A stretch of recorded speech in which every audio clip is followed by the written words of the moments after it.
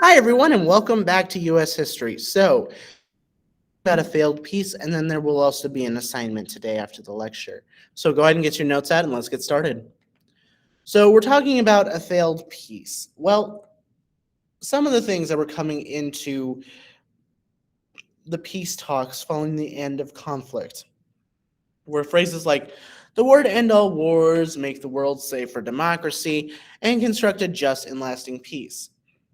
These were the major goals of the peace talks that ended World War I officially. None of these objectives were achieved during the peace talks.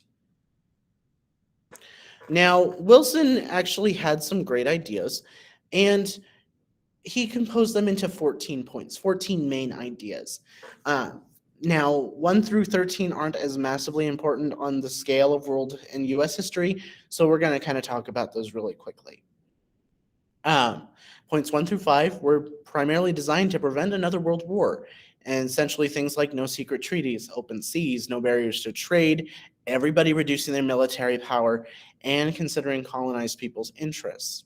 6 through 13 dealt with boundary changes. One of the worksheets you're going to be doing today really reflects how much Europe changed following the end of World War I. They wanted people to have self determination and to make their own countries, and they wanted to change these boundaries to long historically established lines of nationality. Now, number 14 is by far the most important one, that being the League of Nations.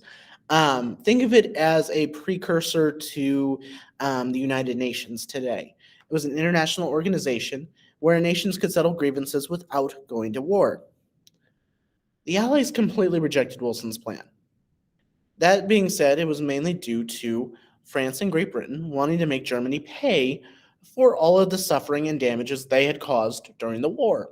They wanted to blame. Yet, if you remember all the way back to the beginning of the war, Germany didn't start the war. Austria-Hungary did.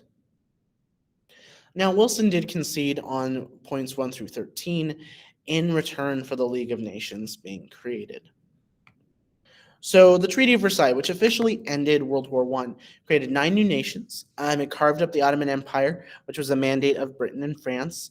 They wanted to make sure that they were the two strongest colonial powers left. They made Germany pay, literally and figuratively. Germany was completely devastated by World War I, physically and economically. The US had wanted a lasting peace, but France and Great Britain wanted retribution. They forced Germany to pay a series of reparations or money back to them in exchange for the war effort. I believe that number was about $33 billion. Yes. Um, so the treaty humiliated them. Germany lost 13% of its land and 6 million citizens in the treaty. They were forced to disarm their military to a very small size. So no more tanks, no artillery, no aircraft, no poison gas, none of that stuff. And their military was limited to 100,000. Now, under the war guilt clause, which they were forced to sign, Germany had to claim sole responsibility for the war damages and repay 33 billion in war damages. They couldn't pay that off, which allowed for their economy to crash and tank into a depression. Now, a huge thing, Russia played a major role in the first 2 years of the war, but they were excluded from the conference. Despite them fighting for 3 years, and they lost more men than any. Russia also lost a huge chunk of land to this redrawing of countries in Europe, and it left Russia feeling pretty salty and determined to get back their lost territory. It would lead to a lot of conflict between Western and Eastern Europe in the 20s and 30s, leading up to World War II. So here's a big one. Wilson was such a big advocate for the peace treaty, but the United States didn't even ratify or sign the treaty. Now, they believed that the economic implications would drag Europe down, and they didn't want to get caught up in that. Okay, that's fair. New country boundaries are random and not strategic. Okay, that makes sense. And their main opposition was the League of Nations, which was created by their own president.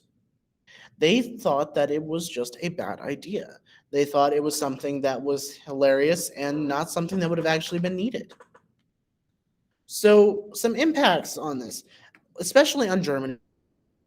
They thought the government, especially the civilian population, had stabbed them in the back. And many Germans never believed they had been beaten in the war. It was impossible to pay back that 33 billion, and their economy tanked because their military was limited. Their military was their largest employer in terms of industry. Resulted in an economic depression. Millions were out of work, and money became worthless. And prices massively went up in the form of inflation. This led to a political and economic disaster in Germany that an Austrian corporal named Hitler would end up telling the Germans what they wanted to hear to get out of that. But that's a to be continued story for another day. So that is it for notes for today. What you're going to do now is complete the New Look for Europe worksheet, and then there is a League of Nations reading packet you're going to be doing as well. I'll see you all next time. Bye, everyone.